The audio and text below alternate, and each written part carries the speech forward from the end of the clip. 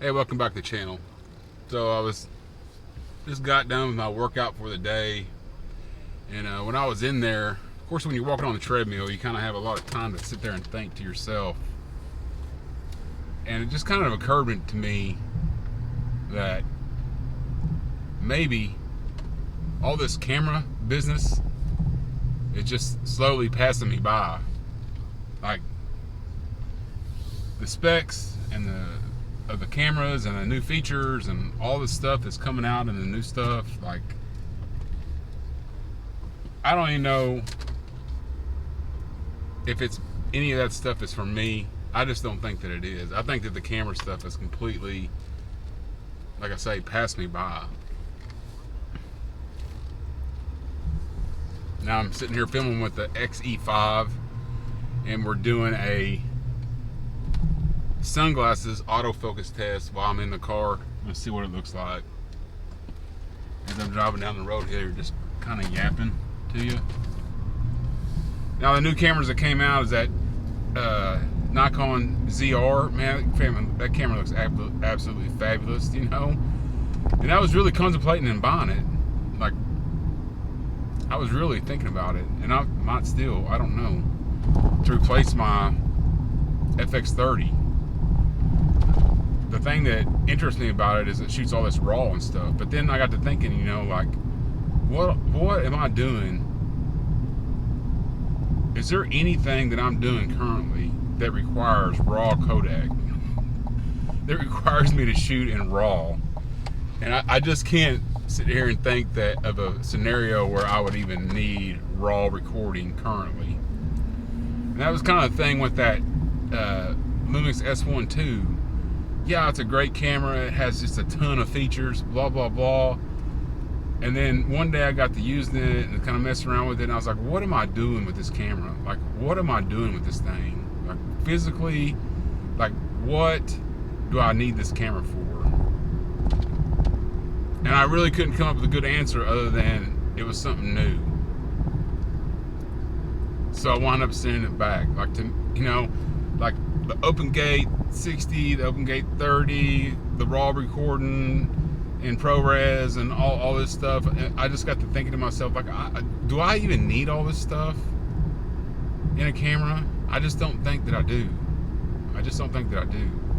Now I've got this XE5, and since I've bought it and started using it primarily a lot, I haven't even shot log with it one time. Not one time have I shot in log, and I'm not shooting log on everything.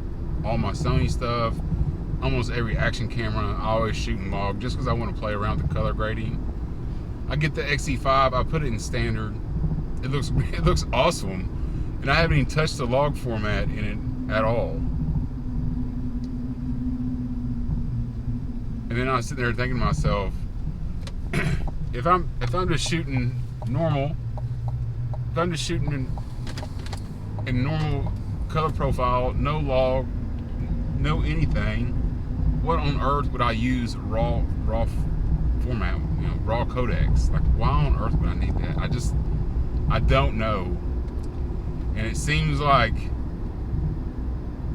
you know, anymore, if you want to, you know, be in the camera YouTube or photography YouTube, and you have to just keep stepping up and up and up and up to for anybody to watch any of your stuff. Like, it's just you know, everything is a step up. Like, you get a camera, it has 30 megapixels, we got to have one with 60, and then you got to have a medium format, and then so on and so forth. Everything just has to be a step up all the time, because if you don't bring out something just extraordinary or the next level, then nobody will talk about it. And the same goes with the video cameras. Like, every video the camera that comes out has to be this, so much more, and so much more, and so much more. You know, for anybody to even talk about it. The FX2 came out. You know, probably not the greatest camera in the world. I will say that. I mean, but it has its place, I think. Like, I really consider buying one just so I can have a full frame camera and a kind of a cinema and that square top body with no overheating and that type of stuff. Like, it makes sense to me. The camera makes sense, but I you know, it's nothing that is urgent, but I can understand why people would buy that. But everybody hated it. Everybody hated it because it doesn't push the boundaries of cameras, you know?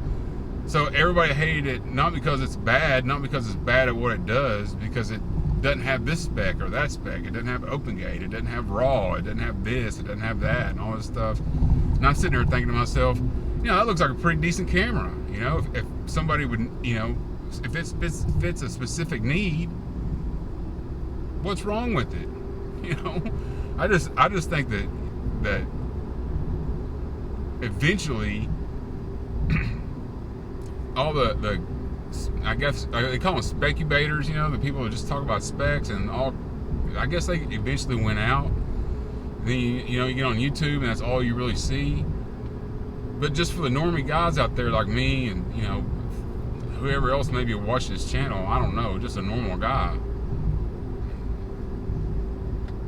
do we even need all this crap? Do we even need this crap? I don't think so. I got the XT5 here. I put it in standard, 24 frames per second. I haven't touched it. Now, all on YouTube, if you watch any reviews about the XT5, all you'll hear about is how crappy the camera's video specs are. Oh, it's not HQ, and it's line skipped, and blah, blah, blah. And it doesn't have this, and it doesn't have that, and it doesn't have open gate, and blah, blah, blah, blah, blah. Dude, I love it. I love it. I don't even have to worry about it. I wonder how the autofocus is doing with my sunglasses on, because that's where Fuji has really struggled in the past. So I don't know.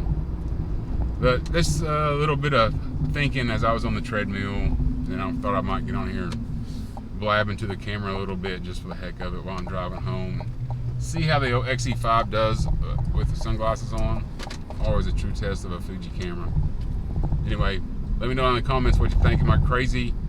Should we just grab the next camera with all the specs just because it has all the specs, or, you know, should we wait and really buy exactly what fits what we actually need?